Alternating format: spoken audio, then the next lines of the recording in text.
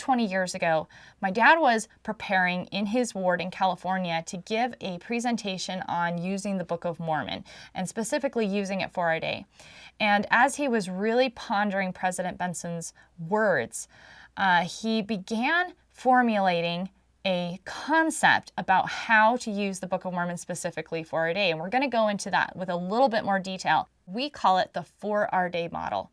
And the premise behind the 4-our-day model is this, that if you take the Book of Mormon history from start to finish, chronologically, the events that Mormon chose out specifically for us, and then you take the latter-day signs of the times, you take the events that prophets have chosen out, not just events that we thought were important or some textbook thought were critical for our day, but what are the events that the Lord has specifically called out, whether it's in visions that were given to prophets recorded in the scriptures of our day, whether it's signs of the times that different prophets or leaders such as Elder McConkie and Joseph Fielding Smith, those events they pulled out, or other critical events that prophets have pointed out. If you take all of those events of our day and you lay them out chronologically, and then you put the Book of Mormon history side by side with our timeline, you discover something incredible.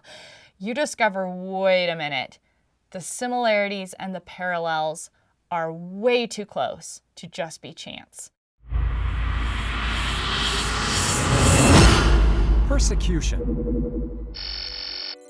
Because of the wickedness of the people and the persecution of an apostate church, faithful saints suffer oppression for living the commandments of God. Promise.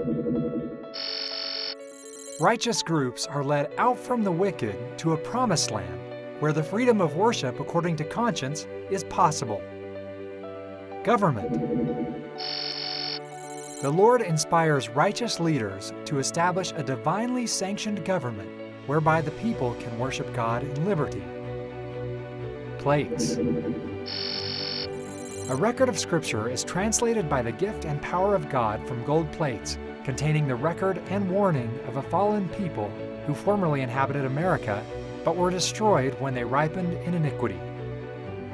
Church. Freedom and the restored gospel prepare the people for the reestablishment of the true church of Jesus Christ. Martyr. A righteous prophet of God is raised up to teach the true gospel and is martyred for teaching doctrines which had been lost, including the true nature of the Godhead. Opposing voices. Antichrists arise, preaching enticing doctrines and philosophies in direct opposition to the true gospel of Christ and the principles of liberty upon which the freedom of the people depend. Missionaries. Missionaries are sent at great personal sacrifice to those who have never heard the true gospel, and many thousands are converted. Combinations. Wicked men conspire to take away the freedoms of the righteous using treachery, murder, intrigue, and carefully devised words to stir their followers to extreme hatred against religion and imagined wrongs. Liberty. Great leaders fight to preserve the liberty and lands of the people, enabling the gospel to continue to be taught and lived. Growth. The church grows as apostasy increases.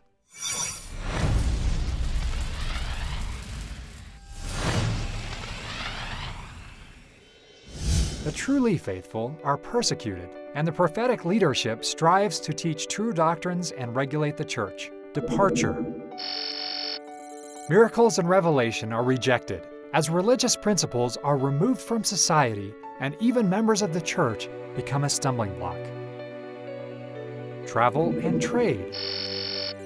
Free travel and free trade lead to increased prosperity and wealth, including great expansion and building. Terror and robbers. Secret combinations become common, first in the more settled parts of the land, and then spread to include many of those claiming to belong to the church. Signs. Many physical signs are seen in the heavens and the earth, including famine, earthquake, stars, lightning, and darkness. Destruction. The more righteous gather in and the wicked are destroyed to prepare the way for the coming of the Son of God. Coming of Christ. The righteous are resurrected. Christ comes to his people, heals the sick, reestablishes his church, and expounds all things. Peace. All eventually are converted to the true gospel and become partakers of the heavenly gift. The cities are rebuilt, and a great period of peace continues for several generations. Open rebellion. The people again become wicked and openly rebel against God.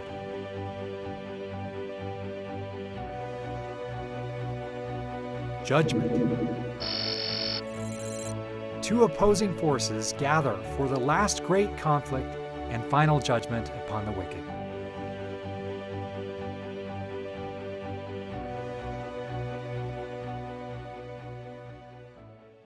So the premise of the 4-day model is that Mormon, Moroni, Nephi, and other Book of Mormon prophets saw our day in vision. They knew our day way better than we do. And not only did they know our day, but they knew the problems and the solutions to those problems. And then when they recorded the history and the records that they wrote down, they specifically focused on that material that would be helpful for us because they knew us, they knew our day. President Benson made this comment. He said, "The prophets, particularly of the Book of Mormon, saw our day. You will learn more from studying and reading the Book of Mormon about our current problems than you will by reading the daily paper or the slick magazines." End quote. So when you think about the Book of Mormon from this perspective, I want you to think about the stories that you already know, right? The stories from the Book of Mormon, like Captain Moroni and Alma the Younger and Nephi building the ship. And I want you to ask these questions. Why, when Mormon was going through, why did he toss aside certain stories and certain details, but he included others? So why did he think it was so important for us to know all about the political details of the Nephite government, right? Because he includes actually a lot of details about their government. Why? Why did he tell us about their monetary system? Why? There's a story where Amulek is speaking and he says, "I'm the descendant of that Nephite Aminadi who translated the writing that was inscribed on the temple wall." Well, that's a story that Mormon was like, not so important for their day. I'm going to toss that one aside. But I've got to include the story about all of the Christians in Ammonihah being massacred, or these letters between Moroni and Pehor. So as you think about this, wait a minute, why? Why do we need the letters between Moroni and Pehor? And why do we need the sons of Mosiah? Why do we need the details about the Gadianton robbers? Why is this so important for our day? And that, when you start asking those questions, that is when the light bulbs start going on. At least that's when the light bulbs started going on for us. So as we go through the Book of Mormon this year, we are going to find answers. We're not just going to talk about problems. We're not going to just say, "Oh, this is interesting. This is trivia. Look at this event in the Book of Mormon. It parallels with this event in our day. Okay, cool. Great. Go back to our lives." No, the point is we're going to find the answers. We're going to figure out how to defend freedom, how to help rebellious children, how to fix our families that are falling apart, how to give our kids and even ourselves some identity, some hope for the future, how to prepare physically for natural disasters, how to move forward with confidence that we know what is coming and what to do with the future. So really quickly, we're just going to explain how we pick which events in the latter days to parallel. Again, are these just events that we thought were important, or are these events that Mormon actually was thinking of when he paralleled our day? So this is how the 4-day model works. First, we are going to be selecting latter-day events based on visions of the last days in the Book of Mormon, because the best commentary on Scripture is, guess what? Scripture, right? So, for example, Nephi, 1 Nephi 11 through 13, he sees our day, and the Lord picks certain events as critical. He doesn't describe the assassination of JFK or this or that little teeny war down in some country you've never heard of, even though I'm sure those events are important and to some extent. But what does the Lord focus on as critical?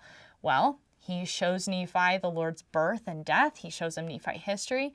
And then he shows him the great apostasy in Europe. He shows him the Dark Ages.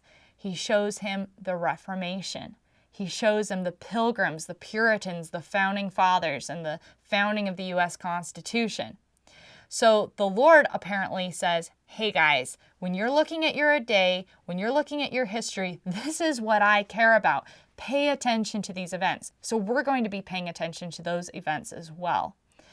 Now, the Book of Mormon is not just for people in America. I just shared a few events that are definitely would probably be considered a European and United States history. But the Book of Mormon wasn't just written for Americans or for people in Europe. It was written for all of God's children around the world. And that is one of the questions we're going to be investigating in this series. We're going to be asking ourselves, okay, why do all of these events, both in the latter days and the Book of Mormon, why do they matter no matter what culture or what race you come from? Whether you're someone from China or Japan or India or Africa or South America or New Zealand or Australia, no matter where you come from, why is this your story? Why did Nephi see the Reformation? What does the Reformation have to do with you? So we're going to be talking about that. We're also going to be using the words of Latter-day Prophets. This is critical. Inspired prophets understand our day from the Lord's perspective, and that's better than just us or any random professor of history out there. So we're going to use the prophets. We're going to use the Book of Mormon together and see how they parallel. We're going to use the commentary from the prophets about our day. We're also going to use the signs of the times. The signs of the times are not dreamy, vague, creepy things. They're actually just really simple. They're just events in our day that the Lord said, hey, when this happens, you know the second coming is coming soon, so pay attention. So we're going to use the signs of the times as well, and we're going to use those signs that the prophets and apostles have pointed out.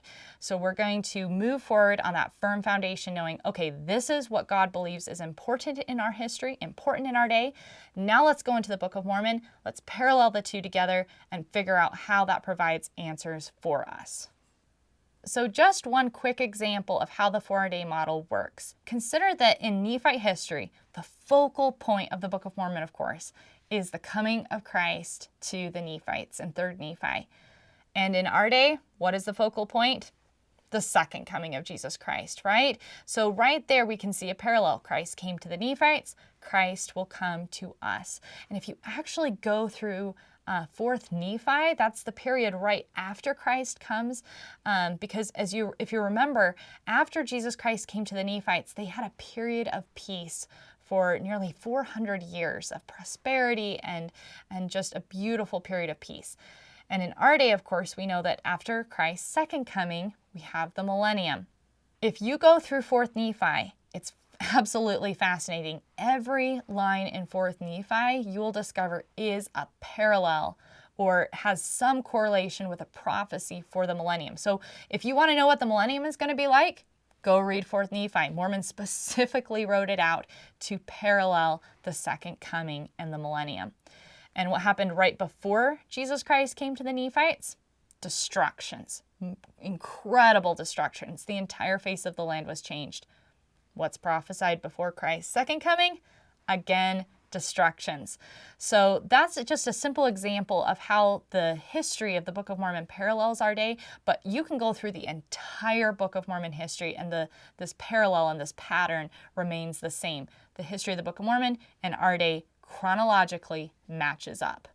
So just in closing here for this first lesson and this first podcast, I just want to close with this thought. A few months ago, I was doing a lot of praying and pondering about how my family and I could be more prepared, how we could be just better ready to face the challenges that are coming. And I remember I was sitting in a parking lot outside of a store, and I was just really praying because I was asking God, I said, God, there's this story in the Old Testament of this guy named Joseph of Egypt. And Joseph of Egypt walks into Pharaoh's court. Pharaoh has a dream, right? And Joseph of Egypt walks in there and says, Pharaoh, this is what's going to happen. There's going to be a famine. Here's how to prepare. There's going to be 7 years of plenty, 7 years of famine. Here you go. Just follow this plan and you'll be safe. And I remember thinking, there is so much turmoil. What's going to happen with the economy? What's going to happen with this or that conflict with different nations? God, I want to know what's going to happen so that my family can be ready. I really wish there was a Joseph of Egypt in our day. I really wish that there was just someone to just lay it out so simply. And I remember I felt this little answer to my prayer. It was a simple, you know what, Hannah, if you have faith, the Lord can give that to you. And so I thought, oh, great. Okay, wonderful. I'm just going to have faith. And at some point, God will give that to me. And then I'll never forget it. It was the next day. I was going about my jobs, and I just could hear God laughing on the other side in a very good-natured way. As I just could feel this prompting of, Hannah, I already gave it to you over 200 years ago. It's called the Book of Mormon, and it was literally given to you through a Joseph in your day. It tells you everything that has happened in your day. It tells you everything that will happen and how to prepare. And I remember that just humbled me. I just literally fell to my knees because I realized, oh my goodness, God has been trying to give all of us the answers all along. He's been trying to lay this out so that we don't have to stumble. We don't have to be worried. We don't have to fear. We don't have to be unprepared. He wants us to be able to navigate the future with confidence and with faith. Now, just as a quick disclaimer, this is not a Book of Mormon commentary. So if you're expecting us to go into every verse and all the details, there is no way we can do that in this course. We are going to be focusing on just the main points. We're going to be somewhat high level, but we're going to provide you a framework so that you can then go into the Book of Mormon yourself and you can study it out and you can find those answers. If you want to join us for this journey, go to www.josephsmithfoundation.org/4ourday, and I will see you next week.